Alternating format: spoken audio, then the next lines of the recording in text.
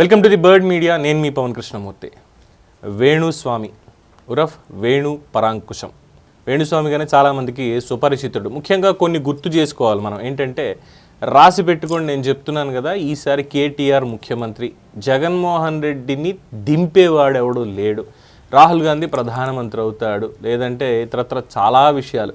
అప్పుడెప్పుడో నాగ చైతన్య సమంత ఇద్దరు విడిపోతారు, వాళ్ళ జాతకాల ప్రకారం ఇలా ఉంది అని చెప్పి చాలా వివాదమైనటువంటి వ్యాఖ్యలు చేసిన వేణుస్వామి అది రైట్ అయ్యేసరికి A1 జ్యోతిష్కుడు ఇన్ ద సెన్స్ ఇంకా నంబర్ 1, నాకు మించి ఇంకెవరు లేరు, నేను చెప్పేదే నిజం అన్నటువంటి విధంగా చలామణి అయిపోయి ఇష్టం వచ్చినట్టు మాట్లాడాడు. ఆయన ఇష్టం వచ్చినట్టు మాట్లాడితే TV5 మూర్తి గారు గతంలో వేరే ఛానల్లో పనిచేసేటప్పుడు ఆయనతో జరిగినటువంటి డిబేట్లో కావచ్చు, అనేక డిబేట్లో కావచ్చు, చాలా తీవ్రంగా ఎండగట్టారు. ఆయన బండారం అంతా బట్టబయలు చేశారు.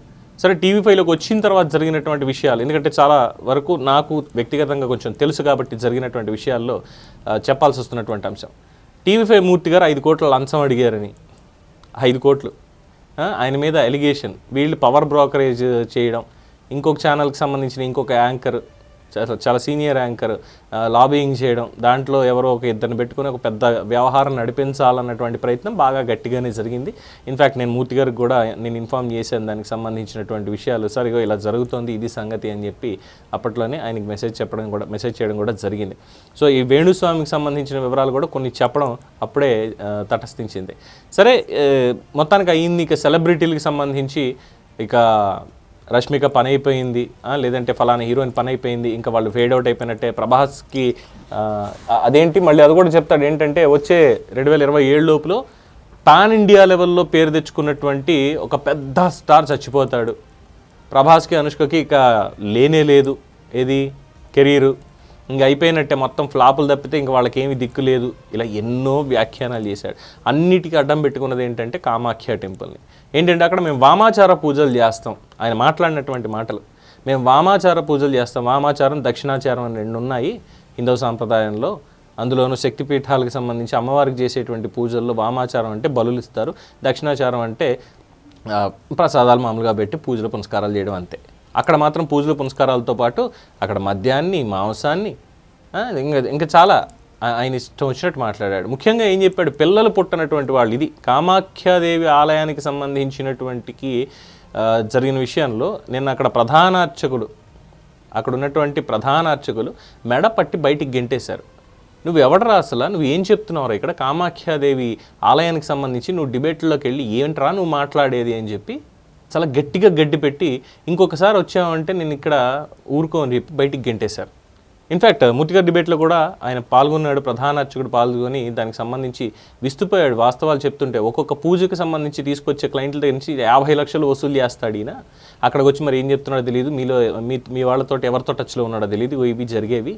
ఆయన చెప్పినటువంటి విషయానికి ఆయన అడుగుతుంటే కనీసం మనోడి దగ్గర సమాధానం కూడా లేదు. సదరు వేణుస్వామి దగ్గర సమాధానం కూడా లేకుండా పోయింది.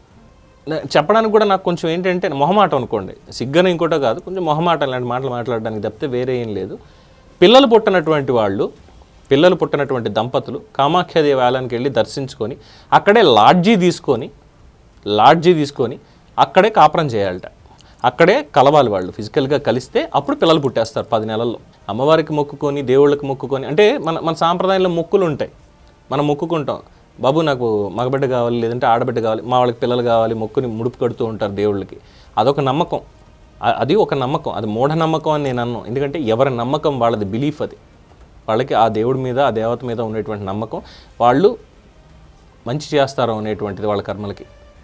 సో వీటిని అడ్డం పెట్టుకొని ఆయన చేసేటువంటి పనులు, మీరు అక్కడికి వెళ్ళి సెక్స్ చేయండి, మీరు అక్కడ కూర్చుని మందు తాగండి, ఎవరి స్థాయికి వాళ్ళు. ఒక పేదవాడు వెళ్ళాడు అక్కడ పూజ చేయించుకోవడానికి, అంటే ఈయన మరి కాస్ట్లీ స్వామి కదా, ఈయనకి లక్షల్లో ఫీజు. సరే, ఎవడో పేదవాడికి చేయిద్దాం పాపం అని అనుకున్నప్పుడు ఏంటి, పేదవాడేమో తీసుకెళ్ళి చీప్ లిక్కర్ పెడతాట, కోటీశ్వరుడు వచ్చేమో రాయల్ సెల్యూట్ 2 లక్షల బాటిల్స్ అలాంటివి పెడతాట, అందరూ అక్కడ పుచ్చుకుంటారట. ఇది చెప్పేటువంటిది. ఇలాంటి తప్పులు మాట్లాడి తప్పుడు జ్యోతిష్యాలు చెప్పి మళ్ళీ బయటకు వచ్చా అంటాడు. డిస్క్లైమర్ కూడా ఇచ్చాడు, ఎన్నికలు అయిపోయిన తర్వాత, ఆంధ్రప్రదేశ్ సార్వత్రిక ఎన్నికలు అయిపోయిన తర్వాత ఇంకొకసారి నేను ఎటువంటి ప్రెడిక్షన్ చెయ్యను. అలాగే మన నాగచైతన్యకి ద్వితీయ వివాహం శోభితా ధూళిపాళ్లతో అయినప్పుడు అసలు వాళ్ళ ఎంగేజ్మెంట్ వాళ్ళు దానికి ముహూర్తం పెట్టుకున్నారా లేదా ఏంటి తెలియదు. వాళ్ళిద్దరూ ఇష్టపడ్డారు, కుటుంబ సభ్యులు కూడా ఒప్పుకున్నారు, పెళ్లి చేద్దామని చెప్పి అన్నప్పుడు ఎంగేజ్మెంట్ దగ్గరికి వచ్చేసరికి వీడు చేసినటువంటి మాటలు ఈయన ఏంటంటే వీళ్ళు కూడా విడిపోతారు, నాగ చైతన్య శోభిత దుల్పాళ్ళ వీళ్ళు కూడా విడిపోతారు అంటే అప్పుడు చేసినటువంటి దగులుబాజీ వ్యాఖ్యలు. వీళ్ళ వల్ల కాదా సమాజంలో బ్రాహ్మణులకు కానీ లేదంటే ఇలాగా జ్యోతిష్యం నిజంగానే శాస్త్రం అండి, నమ్మేవాళ్ళు నమ్మచ్చు, నమ్మని వాళ్ళు నమ్మక్కర్లేదు, మీ ఇష్టం అది. కానీ అదంటూ ఒక ప్రామాణికం ఉన్నటువంటి శాస్త్రం. ఎందుకంటే యూనివర్సిటీల్లో దాని మీద కోర్సులు కూడా నడిపిస్తుంది ప్రభుత్వం అంటేనే దానికి ఒక గుర్తింపు ఉంది అని. సో దాని మీద నమ్మకం ఉన్న వాళ్ళకి మాత్రమే ఇది చెప్పేది. సో దీంట్లో కష్టపడి ఉన్నటువంటి వాళ్ళు, నిజంగా ఉపాసకులు ఉన్నటువంటి వాళ్ళు మరి వీళ్ళని ఎంత బూతులు తిడుతున్నారు బయట. మీరందరూ ఇంటారా అని చెప్పి ఇలాంటి మాటలు మాట్లాడేవాళ్ళు కాదా? మరి ఏమనాలి వీళ్ళని, ఏం చేయాలి వీళ్ళని? మూర్తి గారు డెఫమేషన్ కేసు వేశారు, జూబ్లీ హిల్స్ పోలీస్ స్టేషన్లో కేసు ఇంకా నడుస్తుంది, దాని మీద ఏం అప్డేట్స్ రావట్లేదు. మూర్తి గారు ఎప్పుడైనా చెప్తారేమో అని చూస్తున్నా. ఈ వేణుస్వామికి సంబంధించిన ఇవన్నీ కూడా బయటికి తీసుకొస్తున్నారు డెఫినెట్గా.